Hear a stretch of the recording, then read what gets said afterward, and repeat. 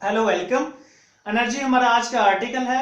Examination point of view से ये short question और एमसीक्यूज का टॉपिक है। हम क्लास 9th से एक ही डेफिनेशन पढ़ते आए हैं कि ability of a body to do work, body की वर्क करने की सलाहियत को हम एनर्जी कहते हैं। लेकिन आज हम इस डेफिनेशन को फोकस नहीं करेंगे। आज हम रियलिटी पे जाएंगे कि एनर्जी होती क्या है। हम अपनी डेली लाइफ में एनर्जी का वर्ड सुनते रहते हैं कि एनर्जी एनर्जी एनर्जी। ये एनर्जी रियलिटी में है क्या? आज हम रियलिटी पे फोकस करेंगे। हम सपोज करते हैं कि ये कोई बॉडी है, इस बॉडी के पास 10 जॉल एनर्जी है। सपोज इसके पास 10 जॉल एनर्जी है और ये 10 जॉल एनर्जी इसके पास है और ये बॉडी 10 जॉल वर्क करता है। इस बॉडी के पास 10 जॉल एनर्जी थी, इस बॉडी ने 10 जॉल वर्क किया। इट्स मीन कि बॉडी के पास जितना ज्यादा एनर्जी होगी उतना ही वो बॉडी वर्क करेगा। अगर इस बॉडी के पास 100 जॉल एनर्जी होती तो ये 100 जॉल वर्क करता। अगर इस बॉडी के पास कोई एनर्जी ना होती तो ये कोई भी वर्क ना करता, इसका वर्क डन जो है वो 0 होता। इट्स मीन कि हमें अपनी डेली लाइफ में एक्टिविटीज परफॉर्म करने के लिए, काम करने के लिए, कोई भी हमें वर्क करने के लिए हमें एनर्जी चाहिए होती है। अगर हम बोलते हैं तब भी एनर्जी स्पेंड होती है। अगर कोई जो हमारे पास व्हीकल्स हैं, अगर वो रोड पे चल रही हैं तो उनको भी एनर्जी चाहिए होती है।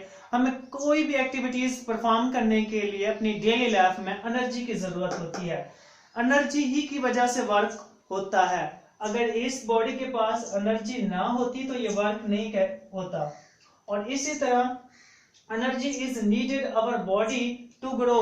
एनर्जी हमारी बॉडी को ग्रो करने के लिए, हमारी बॉडी की ग्रोथ करने के लिए भी जरूरी है। लेकिन ये अनदर टॉपिक है। आज सिर्फ हम सिलेबस को फोकस करेंगे।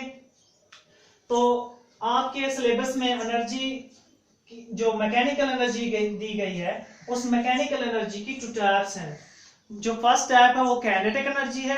सेकंड टाइप में पोटेंशियल एनर्जी को जो है डिस्कस किया गया है। तो फर्स्टली मैं जो है वो काइनेटिक एनर्जी को डिस्कस करता हूं। काइनेटिक का जो वर्ड है, काइनेटिक मींस मोशन, यानी कि मोशन की वजह से जो बॉडी में एनर्जी पाई जाए हम कहते हैं कि वो काइनेटिक एनर्जी होगी। All the moving objects have a kinetic energy because of motion. जो बॉडी में एनर्जी पाई जाए उसे हम काइनेटिक एनर्जी कहते हैं। Energy post by a body, energy जो किसी बॉडी में पाई जाती है ड्यू टू एस मोशन, जो उसकी मोशन की वजह से किसी बॉडी में एनर्जी पाया जाए उसे हम काइनेटिक एनर्जी का नाम देते हैं। अगर कोई कार जो है वो किसी रोड पे मूव कर रही है तो उस कार में जो एनर्जी होगी वो काइनेटिक एनर्जी होगी। एक फ्लोइंग वाटर में, बहते हुए पानी में जो एनर्जी होगी वो भी काइनेटिक एनर्जी होगी। मूविंग विंड में जो एनर्जी होगी वो भी काइनेटिक एनर्जी होगी। अब काइनेटिक एनर्जी का जो हमारे पास फार्मूला है, kinetic energy is equal to 1/2 mv²। अब ये जो काइनेटिक एनर्जी का ये फार्मूला कैसे बना, इसमें m क्या चीज है और v क्या चीज है, इधर समझिए। ये कोई कार है, ये m जो है इस गाड़ी का मास है, इस कार का मास है, और v इसकी वेलोसिटी है जिसकी वजह से ये मूव कर रही है। याद रखें कि काइनेटिक एनर्जी की वैल्यू मास और वेलोसिटी पे डिपेंड करती है।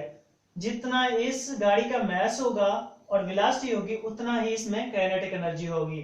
और काइनेटिक एनर्जी वेलोसिटी के स्क्वायर के डायरेक्टली प्रोपोर्शनल होती है। लेट्स सपोज कि हमारे पास, हम फर्ज करते हैं कि एक कार के पास ज्यादा एनर्जी होगी या एक ट्रेन के पास ज्यादा एनर्जी होगी। सबसे ज्यादा जो एनर्जी है वो ट्रेन के पास होगी, क्योंकि ट्रेन की स्पीड, वेलोसिटी भी बहुत ज्यादा होती है, उसका मास भी बहुत ज्यादा होता है एज कंपेयर टू कार, इसलिए ट्रेन के पास ज्यादा एनर्जी होगी।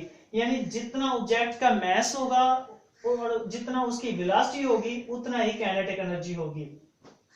अब काइनेटिक एनर्जी जो है ट्रांसलेशनल भी हो सकती है, रोटेशनल काइनेटिक एनर्जी भी हो सकती है। सबसे पहले हम ट्रांसलेशनल काइनेटिक एनर्जी को डिस्कस करते हैं। ट्रांसलेशनल काइनेटिक एनर्जी यानी कि अगर कोई बॉडी स्ट्रेट लाइन में मूव कर रहा है तो उसमें जो एनर्जी होगी वो ट्रांसलेशनल काइनेटिक एनर्जी होगी। जैसे कि इस कार की एनर्जी है, energy of a moving car is a translational kinetic energy. तो अब रोटेशनल काइनेटिक एनर्जी की बात करते हैं।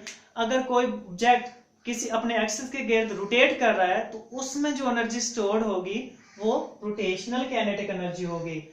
फ्लाई व्हील इसकी बेस्ट एग्जांपल है जिसके पास रोटेशनल काइनेटिक एनर्जी होती है। फ्लाई व्हील क्या होता है? प्रैक्टिकली हमारे जो इंजन होते हैं उनका ये इंपॉर्टेंट पार्ट होता है फ्लाई व्हील, और ये फ्लाई व्हील जो है अपने एक्सिस के गिर्द रोटेट करता है और इस रोटेशन की वजह से ये पिस्टन स्टॉक्स में कुछ एनर्जी स्टोर हो जाती है, और वो एनर्जी कौन सी होती है? रोटेशनल काइनेटिक एनर्जी होती है। और इस जगह इसका जो फार्मूला बनता है वो 1/2 moment of inertia omega square. ये जो है हम चैप्टर नंबर 5 सर्कुलर मोशन जो हमारा पास चैप्टर नंबर 5 है उसके रोटेशनल काइनेटिक एनर्जी वाले टॉपिक में इसको हम जो है डिटेल से डिस्कस करेंगे इस बात को। लेकिन आप इतना याद रखें कि फ्लाई व्हील में रोटेशनल काइनेटिक एनर्जी होती है और translational kinetic energy moving car में होती है, क्योंकि मोशन की वजह से जो भी ऑब्जेक्ट मूव कर रहा होगा उसमें काइनेटिक एनर्जी पाई जाएगी। अब हम बात करते हैं पोटेंशियल एनर्जी की। पोटेंशियल एनर्जी जो है किसी भी बॉडी में उस वक्त पाई जाती है जब उसकी पोजीशन चेंज होती है, और वो पोजीशन किसी फोर्स फील्ड के अंदर with in the force field change होनी चाहिए। किसी भी फोर्स फील्ड के अंदर किसी बॉडी की पोजीशन की वजह से जो उसमें एनर्जी स्टोर हो उसे हम पोटेंशियल एनर्जी का नाम देते हैं। Energy posed by a body, किसी भी बॉडी में एनर्जी जो पाई जाती है बिकॉज ऑफ इट्स पोजीशन, इसकी पोजीशन की वजह से इन ए फोर्स फील्ड, किसी फोर्स फील्ड में। अगर किसी फोर्स फील्ड में कोई बॉडी मौजूद है, अगर वो पोजीशन चेंज करता है तो उस पोजीशन चेंज करने की वजह से जो उसमें एनर्जी स्टोर होगी उसे हम पोटेंशियल एनर्जी का नाम देते हैं। अब ये जो पोटेंशियल एनर्जी का फार्मूला है वो potential energy is equal to mgh। अब पोटेंशियल एनर्जी जो है इसकी भी बहुत सी फॉर्म्स हो सकती है, जैसे कि gravitational potential energy, elastic potential energy. तो फर्स्ट ऑफ ऑल हम ग्रेविटेशनल पोटेंशियल एनर्जी को डिस्कस करते हैं। ये ग्रेविटेशनल पोटेंशियल एनर्जी क्या होती है? इधर देखें, लेट्स सपोज कि ये कोई एक रिजर्वायर है, एक डैम है। इस डैम के अंदर जो है वाटर है और ये सरफेस ऑफ अर्थ है और नीचे एक डाउनवर्ड फोर्स एक्ट कर रही है जो mg है। ये डैम जो है ग्रेविटेशनल फील्ड के अंदर है, ग्रेविटेशनल फील्ड के अंदर है। इस डैम पे हर पॉइंट पर एक ग्रेविटेशनल फोर्स जो है एक्ट कर रही है, और सरफेस ऑफ अर्थ से इसकी जो हाइट है वो h है, हाइट h है। इस हाइट की वजह से सरफेस ऑफ अर्थ से ये पोजीशन h पे बाकी है। पोजीशन h यानी h हाइट की वजह से इस वाटर में जो एनर्जी स्टोर होगी उसे हम पोटेंशियल एनर्जी कहते हैं।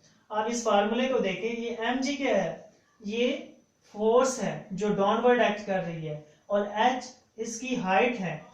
याद रखें, जितना ज्यादा कोई ऑब्जेक्ट हाइट पे होगा उतना ही उसमें पोटेंशियल एनर्जी स्टोर होगी। जैसे हम स्टोन को अपवर्ड मूव कराते हैं, स्टोन को हाइट पे ले जाते हैं, तो स्टोन में जो एनर्जी स्टोर होगी वो पोटेंशियल एनर्जी होगी। अब डिपेंड करता है कि हम जितना ज्यादा हाइट पे जाएंगे उतना ही स्टोन में पोटेंशियल एनर्जी स्टोर होगी।